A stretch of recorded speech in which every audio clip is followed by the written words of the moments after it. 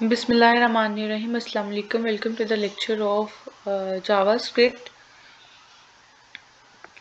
ये हमारा जावास्क्रिप्ट का जो है ये 8th ट्यूटोरियल है। इस कोर्स में आप अर्थमेटिकल ऑपरेशंस को सीखोगे कि अब देखते हैं कि अर्थमेटिक जो ऑपरेटर है वो है कौन से।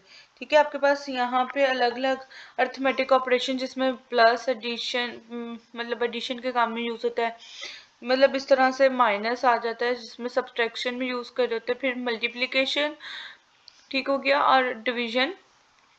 अगर हम 2 बार स्टार को यूज करते हैं तो ये एक्सपोनेंशियल का काम करता है, ये भी हम प्रैक्टिकल में देखेंगे। और ये स्लैश डिवीजन है जिससे मॉडुलस मतलब इस तरह से आ जाता है, जो जो रिमाइंडर निकलता है डिवीजन का वो मॉडुलस हो जाता है। फिर इसके बाद इसमें 2 और आते हैं। 2 प्लस अगर यूज करते हैं तो वो हमारी इंक्रीमेंट, और अगर 2 माइनस यूज हो जाए तो हम उसको डिक्रीमेंट कहते हैं। ठीक है, ये जितने भी अर्थमेटिक ऑपरेशन ये तभी यूज हो सकते हैं जब हम किसी वेरिएबल की डाटा टाइप्स जो हैं उस नंबर में हो, चाहे वो डॉट में हो, चाहे वो माइनस में हो, चाहे वो सिंपल नंबर में होना जरूरी, तभी ये अर्थमेटिक ऑपरेटर्स उसमें ये काम कर सकते हैं। ठीक है, आगे ये इसे प्रैक्टिकली देखते हैं कैसे करना है। मैंने यहाँ पे एक डॉक्यूमेंट बना लिया HTML का। ठीक है, यहाँ पे अब हम अर्थमेटिक ऑपरेटर्स को यूज करते हैं। सबसे पहले उसके पहले मुझे स्क्रिप्ट लिखना पड़ेगा।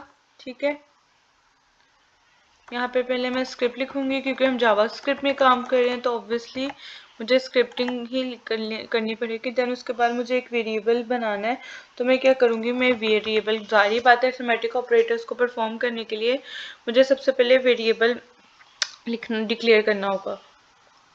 ठीक है, तो उससे पहले हम ये करेंगे कि वेरिएबल, अब जैसे मैं लूंगी a, इसकी मैं वैल्यू दे दूं 2। ठीक है, अब मैं ऐसे एक और वेरिएबल ले लूंगी जिसका मैंने b लिखा और यहाँ पे 3। ठीक है, 2 वैल्यूज हो गई a और b। अब मैं एक और वेरिएबल लिखूंगी जिसमें मैं लिखूंगी c, जिसमें मैं ये सारे अरिथमेटिक ऑपरेटर्स को यूज करूंगी a प्लस b।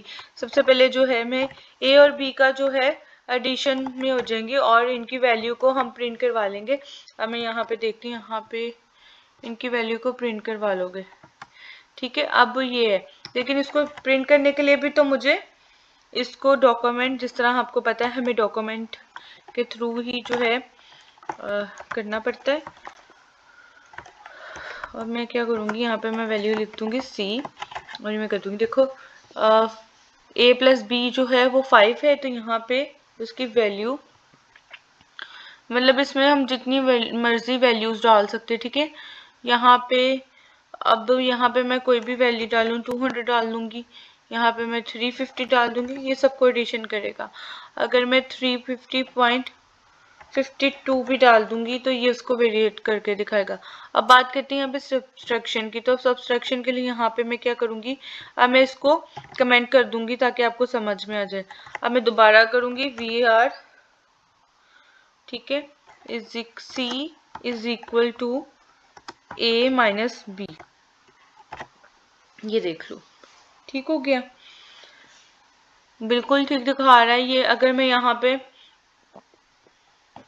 20 कर दूं तो ये माइनस में वैल्यू आ जाए। ठीक है, ये जिस तरह आप, ये वैसे जिस तरह हमने स्कूल में मैथमेटिक्स किया है। ठीक है, अब यहाँ पे मैं आपको तीसरा ऑपरेटर जो है मल्टीप्लिकेशन, हम वो करते हैं VAR। ये देखो, अब मैं यहाँ पे क्या करेंगे, ठीक है, देखो इस तरह आप अरिथमेटिक ऑपरेटर्स को यूज करके जो है कर सकते हो। अब मैं आपको डिवीजन करके दिखाऊंगी। ये देखो, ये देखो, ये देख लो। ठीक है, ये तो वैल्यूज आप इस तरह से चेंज कर लोगे ना, जो भी आपको चाहिए होगा। मैं यहाँ पे अगर 50 कर दूं और यहाँ पे मैं 2 लिख दूं, ठीक है, ये देख लो। और ऐसे ही मॉड्यूलर भी आप करोगे। अब मैं मॉड्यूलर आपको लगा के दिखाती हूँ। जो मॉड्यूलर है वो हमारे रिमाइंडर का काम करता है, ये मैं दिखा देती हूँ आपको ताकि आपको सारे के सारे जो हैं वो समझ में आ जाए। ये देखो, ठीक हो गया। ये जैसे हम मैथमेटिक्स में रिमाइंडर यूज करते थे उसके लिए यहाँ पे यूज करते हैं। ठीक है, अब मैं बता दूं जो एक्सपोनेंशियल ऑपरेटर है ये 2015 में लॉन्च हुआ था। ठीक है, ये देख लो, इस तरह से, मतलब अगर इसको हम देखें, जहाँ जैसे हम देखें 2 और यहाँ पे ये देख लो 2 की पावर 3 की माना जाएगा, जिस तरह इस तरह 2 मल्टीप्लाई बाय 2 मल्टीप्लाई बाय 2 मतलब इस तरह ये लिख देते हैं। ठीक है, यहाँ पे मैं लिख देती हूँ। अब यहाँ पे मैं लिखूंगी 10 और मैं इसको लूंगी 2। देखो ये 100 आ गया। ठीक हो गया, इस तरह से है। ये एक्सपोनेंशियल होता है। अब मैं लास्ट में आपको बताऊंगी इंक्रीमेंट और डिक्रीमेंट, जो कि हम लोग इसको मोस्टली यूज भी करते हैं।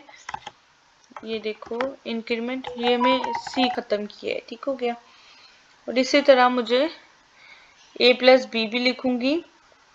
ठीक हो गया, देखो a प्लस बी, ये देखो।